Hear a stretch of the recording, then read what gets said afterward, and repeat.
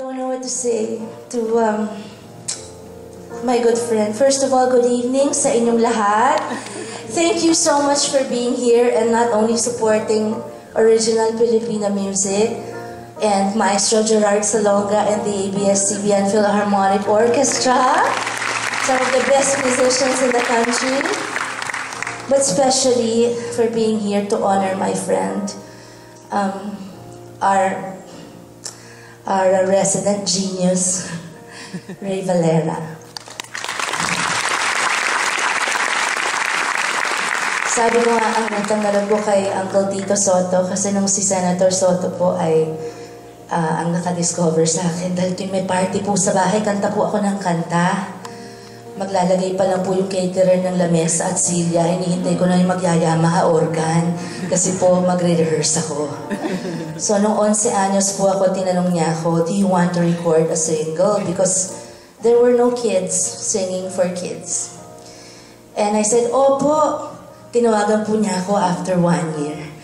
Tapos po, nagkahit po ako na medium lang yung tawag ng pag-ibig. Siyempre, hindi po nakontento yung tatay kong si Senator Tito. So, tinawagan po niya si Ray para po gawin ang awit na touch po sa puso ng mga DJs at sa mga katulad kong batang. Uso po noon yung tumatawag sa radyo. Sa station, hello, yeah, this is for, can I dedicate this song to ganyan? Ngayon po, di ba, puro na lang ngayon mga push button na lang text, gano'n na lang. Nung araw po, may effort. So ito po namang si Ray, sabi ko nga kahit po sino ang nagsabing gawan mo ng kanta ang batang ito, kung hindi naman po si Ray Valera yon at kung hindi Mr. DJ yung awit, baka po iba naging ending ko. Ngayon, ito pong si Ray, nung inutusan po siyang gawin, or hindi po inutusan, pinakiusapan, although boss namin sila. Vice President po kasi ng Vicor Music Corporation si Senator Soto noon. Presidente po si Boss Victor Rosario. Sinulat naman po niya ito, napakadali lang sa kanya. Habang siya po ay nakasakay sa loob ng jeep, papauwi po sa Megawayan, Bulacan. Hanggang sa araw na po ito, puna ito, hindi ko po makuha kung ano pong koneksyon ng Mr. DJ doon po sa nakasakay siya sa jeep pa uwi ng Megawayan. Pero nakabuo naman. Kumita pa. Diyos ko rin sa dami ng hit natin, ha? Kahit saan ako magpunta, Mr. DJ, Panginoon kong Diyos, magpo 40 years na yan. Kasi nung nag-start ako, tulang ako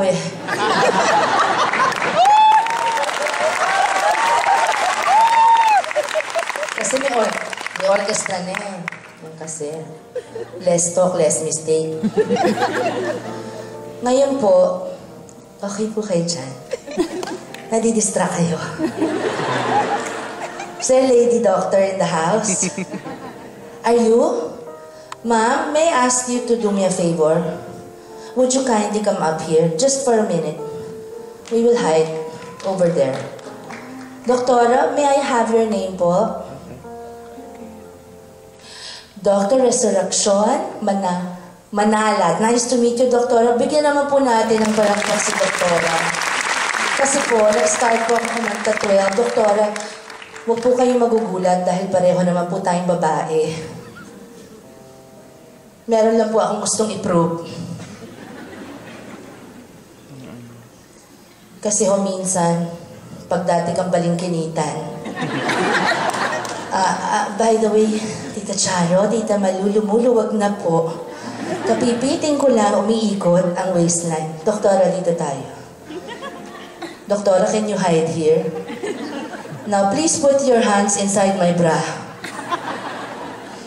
Seriously, doctor, over here.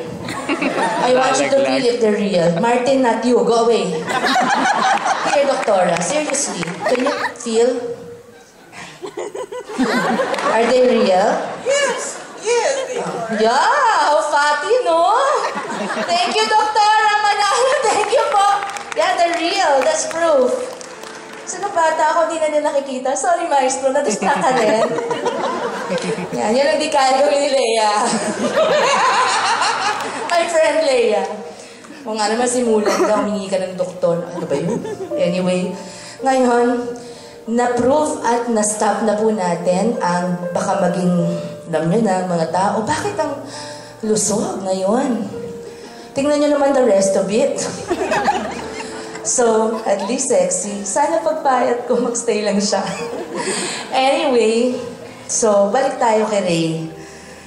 Ito pong awit na to, ginawa niya for me, for my first album again. And it was right after Mr. DJ. Ang bait po ng Diyos kasi nag-hit na naman.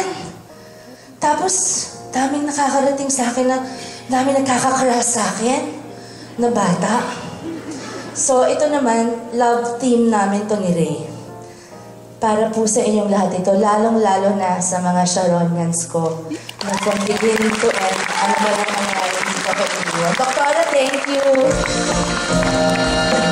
Ray, this is for you, even if you made it for me. Tayo ay matanda na, sana'y di tayo magbago. Opo, ako po original. Kailanman, nasaan man ito ang pangarap mo, makuha mo pa kaya ako'y hagkan at tutabin. Can I hear?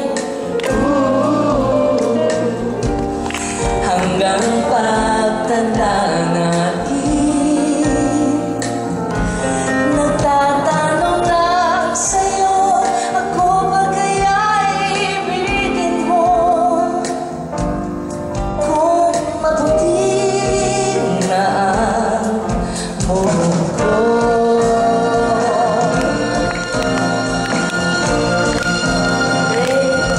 Pagdating ng araw, buhok mo lang hindi akin ay puputi na rin.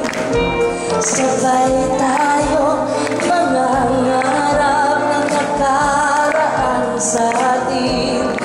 Ang nakalipas ay babalik natin.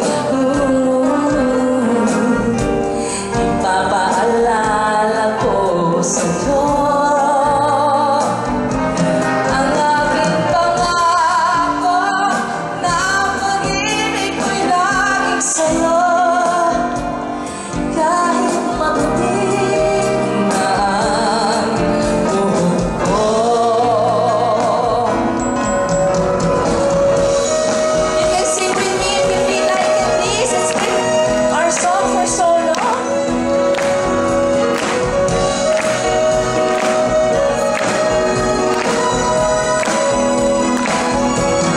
Ang nakalipas ay babalik natin. Ipapaalala ko sa'yo ang aking pangako na pag-ibig ko'y laging sa'yo. Kahit mabuti, kahit mabuti, kahit mabuti na ang buhok ko.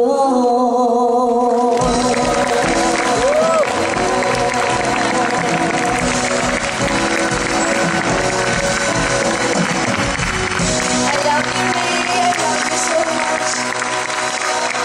Totoo pong never nagbago si Ray. Pati po itsura niya ganun pa rin. Laging pahambol lang po ng pahambol.